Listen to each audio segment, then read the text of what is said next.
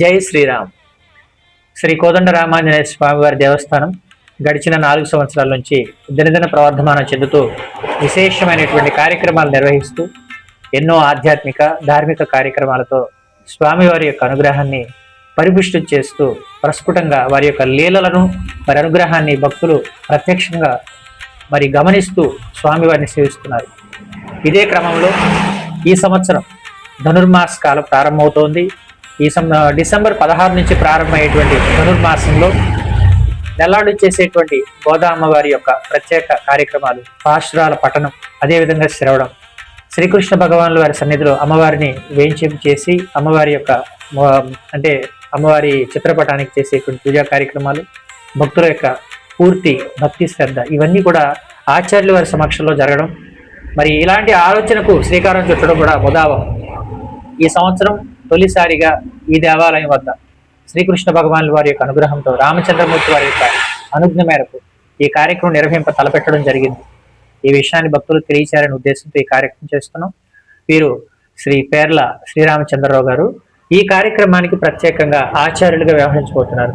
అయితే ఈరోజు మా చర్చిలో ప్రధానంగా అసలు ఈ గోదాదేవి అమ్మవారి యొక్క ప్రాశస్త్యం ఏంటి, ఎందుకు ధనుర్మాసాన్ని ప్రత్యేకంగా మనం ఇలా నిర్వహించాల్సి ఉంటుంది, ఉన్నటువంటి అన్ని మాసాల్లో కార్తీక మాసం చేస్తూ ఉంటాం, మరికొన్ని మాసాల్లో ప్రత్యేకంగా మాఘమాసం అంటాం. ఈ మార్గశిర మాసంలో 16వ తారీఖు నుంచి ప్రారంభమయ్యేటువంటి ఈ యొక్క ప్రత్యేకంగా నిర్వహించేటువంటి కార్యక్రమం వైష్ణవ సాంప్రదాయంలో ఎందుకు ఇంత ప్రాధాన్యత ఉందనే విషయాలు కొన్ని మన గురుగారి ద్వారా అడిగి తెలుసుకున్నాం. గురుగారు చెప్పండి. నారాయణ కృష్ణ అర్పణం. ఈ పర్టికులర్ గా ధనుర్మాస పుణ్యకాల ప్రారంభం అంటున్నారు. అదేవిధంగా ఈ కార్యక్రమానికి మనం ఎందుకు ఇలా మనం చేయాల్సి ఉంటుంది? ముందుగా ఓం ఆపదాం అపహర్తారం దాతారం సర్వసంపదాం లోకాభిరామం శ్రీరామం భూయో భూయో నమామ్యహం. ధనుర్మాస కార్యక్రమం అనేది మొత్తం సంవత్సరం మామూలుగా మనకి ఉదయం పూట నుంచి రోజు మొత్తంలో బ్రాహ్మీ ముహూర్తం ఎలాంటిదో ఈ ధనుర్మాసం సంవత్సరం మొత్తానికి కూడా బ్రాహ్మీ ముహూర్తం లాంటిది. ఈ సమయంలో చేసేటువంటి ఆరాధన కార్యక్రమాలు అవన్నీ కూడా భగవంతుడికి ఎంతో సంతోషం కలిగిస్తాయి. అందులోనే మనకి భగవద్గీతలో స్వామి మాసాన మార్గశీర్షోహం అంటూ కూడా స్వామి సెలవిచ్చారు. మనం ఈ రోజు దాని అర్థం ఏంటి గురుగారు? మాసాన మార్గశీర్షోహం అంటే అన్ని మాసాల్లో కూడా నేను మార్గశీర్ష మాసాన్ని అని చెప్తాడు అన్నమాట. మనకి ప్రత్యేకమైన విభూతుల గురించి చెప్తాడు. విభూతి విస్తరయోగం అని 10వ అధ్యాయంలో ఉంటుంది. అందులో ఎక్కడెక్కడ విశేషంగా ఉన్నాయో అవన్నీ చెప్తాడనమాట. ఇది మార్గశీర్ష మాసం. ఇటు అలాగే ధను సంక్రమణం కలిగినటువంటి మాసం కాబట్టి అలాగే మన గోదా అమ్మవారి శ్రీకృష్ణ ప్రాప్తి కోసమని చక్కగా ఒక వ్రతం చేసింది. ఆ వ్రతాన్ని మనం పెద్దల ద్వారా తెలుసుకొని ఆ విధంగా చేస్తూ ఉంటాము. ఇది వాటి యొక్క ధనుర్మాస యొక్క విశిష్టత. ఈ కార్యక్రమాన్ని తొలిసారిగా దేవాలయం వద్ద నిర్వహించడానికి స్వామివారియే సంకల్పించి ఆచార్యుల వారి ద్వారా మనకి తెలియపరచడం జరిగిందని భావిస్తూ 16వ తారీఖు నుంచి జరగబోయే ఈ కార్యక్రమానికి భక్తులందరూ కూడా సంసిద్ధులై విశేషంగా తరలివచ్చి అత్యంత అద్భుతంగా నిర్వహింపబోయే ఈ కార్యక్రమంలో పాల్గొని మీరందరూ కూడా జరగబోయే కార్యక్రమాల వివరాలు తెలుసుకుని ఇక్కడ కార్యక్రమాల్లో పాల్గొనాలని కోరుకుంటాం. అయితే ఈ కార్యక్రమాలు 16వ తారీఖు ప్రారంభమవుతున్నాయి. చాలా మందికి ఈ దేవాలయం ఎక్కడుంది అనే విషయం మీద స్పష్టత లేదు.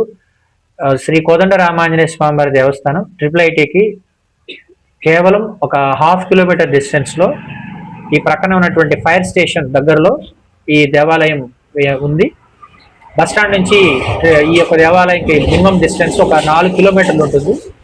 మైలవరం రోడ్లో మీరు ఆటో లేదా బస్ క్యాచ్ చేసినట్లయితే ఈ దేవాలయం చేరుకోవచ్చు. ఈ దేవాలయం చాలా ప్రత్యేకం, మహిమాన్వితమైనటువంటిది. ఇక్కడ సంచరించినటువంటి భిక్షాల బాబా గారు 1960 దశకంలో ఈ రామచంద్రమూర్తి వారి యొక్క సాక్షాత్కారం, వారి యొక్క ప్రాకట్యం చేత ఈ ప్రాంతం 2వ భద్రాద్రిగా వెలుగొందుతుంది, ఈ ప్రాంతం అంతా కూడా సరస్వతి వనం అవుతుంది అని వారు చెప్పారని ఇక్కడి పెద్దలు మేము ఈ సేవ ప్రారంభించినప్పుడు మాకు తెలియజేయడం జరిగింది. అయితే ఇక్కడ గిరిజన వాడలో ఉన్నటువంటి ఈ దేవాలయం నిత్య దీప ధూపారాధన లేని పరిస్థితుల్లో చాలా శిథిలావస్థ చేరుకున్నటువంటి కొన్ని దశాబ్దాల పాటు ఈ కార్యక్రమాలు ఇవేమీ లేకుండా నిస్తేజంగా ఉండిపోయిన పరిస్థితిని ఇక్కడ వారు చూశారు.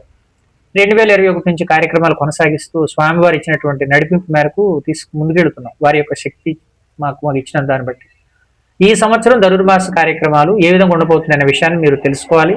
కాబట్టి మహిమాన్వితమైనటువంటి శ్రీ కోదండ రామాంజనేయ స్వామి వారి దేవస్థానం వద్ద నిర్వహించబోయే ఈ ధనుర్మాస కార్యక్రమాలు ఆశాంతం కూడా చాలా అద్భుతంగా స్వామివారే దగ్గరుండి చేయించుకునే కార్యక్రమంగా భావించి మీరందరూ కూడా తప్పనిసరిగా హాజరవ్వాలి. ఈ కార్యక్రమంలో కొన్ని ముఖ్య విషయాలు చెప్పదలుచుకున్నాం.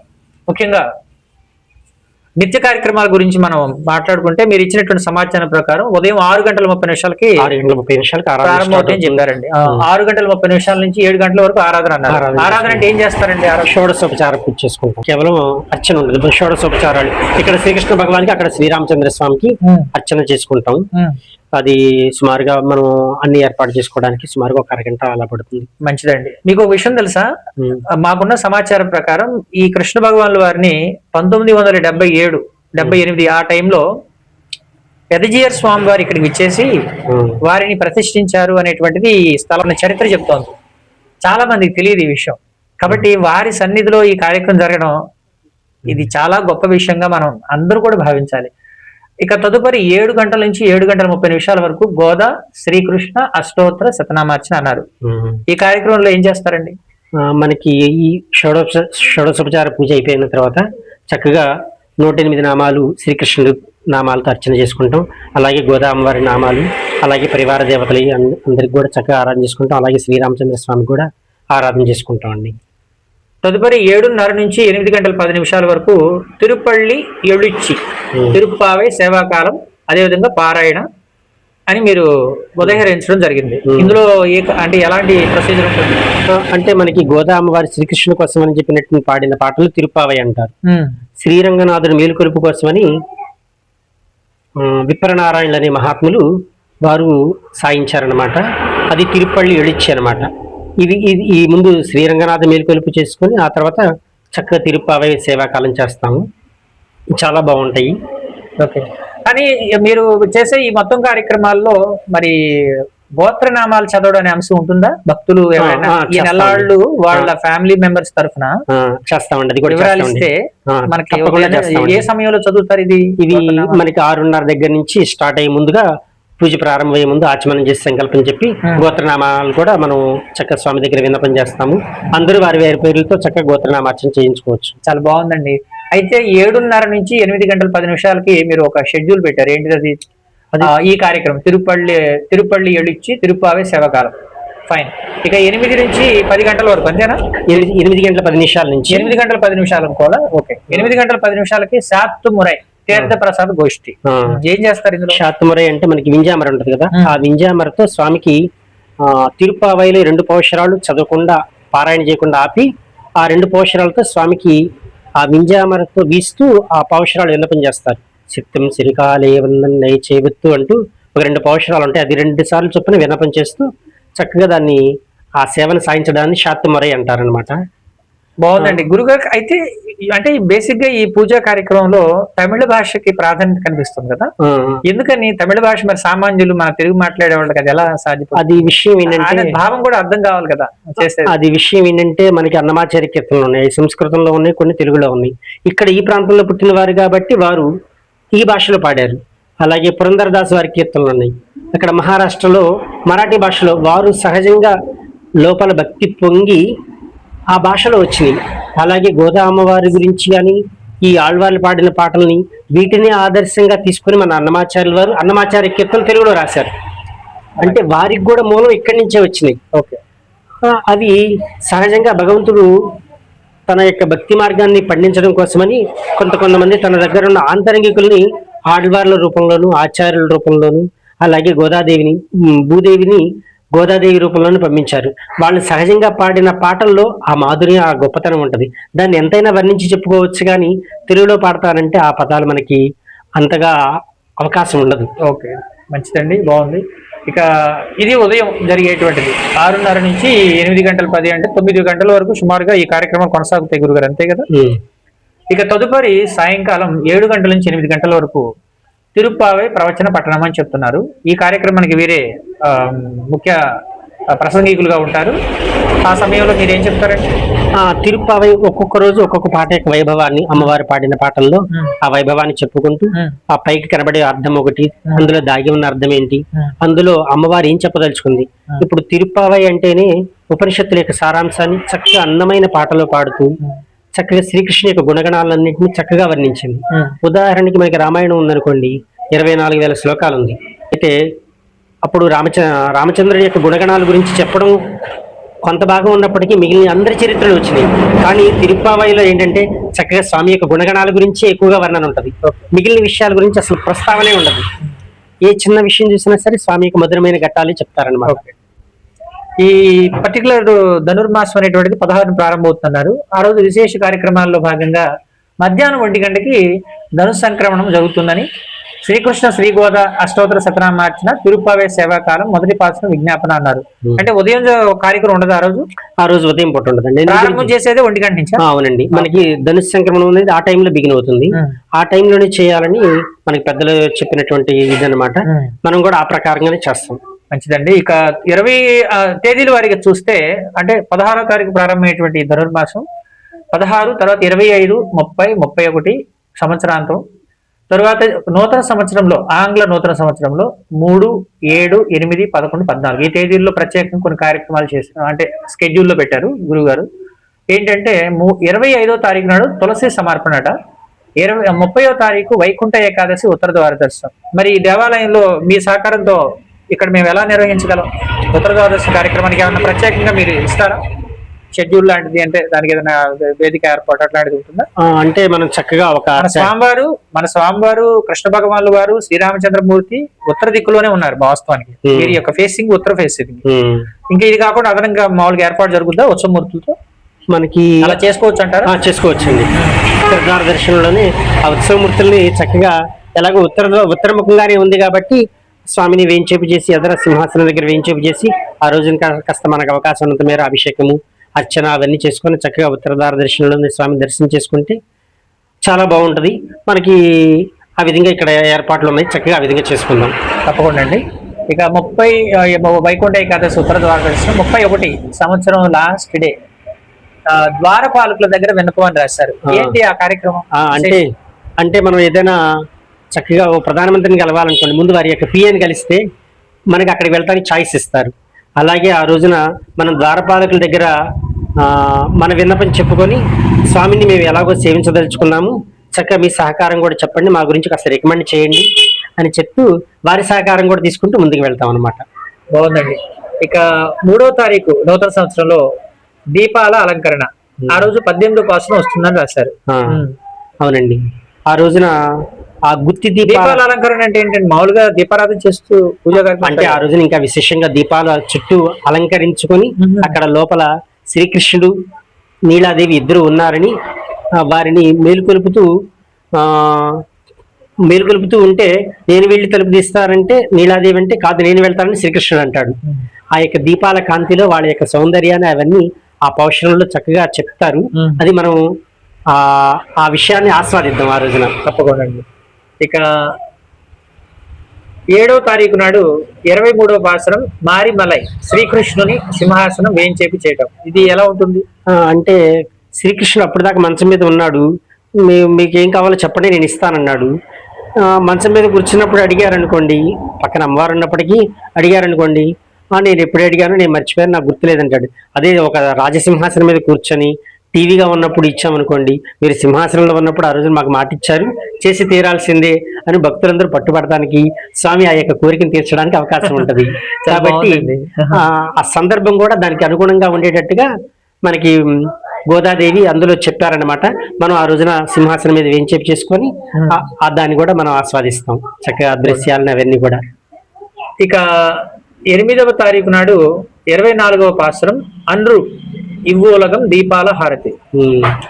ఆ రోజున విశేషం ఏంటంటే స్వామి మా కోసం ఇంత చేసి వచ్చావు కదా, ఆ స్వామి నడుచుకుంటూ వస్తుంటే వాళ్ళు చూశారనమాట. చూస్తే స్వామి యొక్క పాదాలన్నీ కందిపోయి ఉన్నాయి. ఎందుకు కందిపోయినాయి అని అమ్మవారు ఆలోచించి వామనుడిగా ఉన్నప్పుడు భూమిని కొలిచేటప్పుడు రాళ్ళు రప్పలు అలాంటివి ఎన్నో తొక్కడం వల్ల కందిపోయినాయా, లేదంటే శ్రీరామ అవతారంలో ఉన్నప్పుడు ఎక్కడో అయోధ్య నుంచి శ్రీలంక దాకా నడుచుకుంటూ వెళ్ళావు, ఇలాంటి సందర్భంలో నీకు కాళ్ళు పాదాలకు అందిపోయినాయి అంటూ నీకు అప్పుడు జరిగినటువంటి ఆ శ్రమకి ఇప్పుడు మంగళం పాడుతున్నామంటూ చక్కగా అందరితో కలిసి చక్కగా మంగళహారతి పాడతారు. ఆ రోజున అందరూ చక్కగా రకరకాలుగా దీపాలను అలంకరణ చేసుకొని చక్కగా స్వామి హారతి ఇవ్వడానికి అందరూ వస్తారు. ఉదయం పూట రాత్రి పూట కూడా ఈ కార్యక్రమం ఉంటుంది. చాలా అద్భుతంగా ఉంటుంది.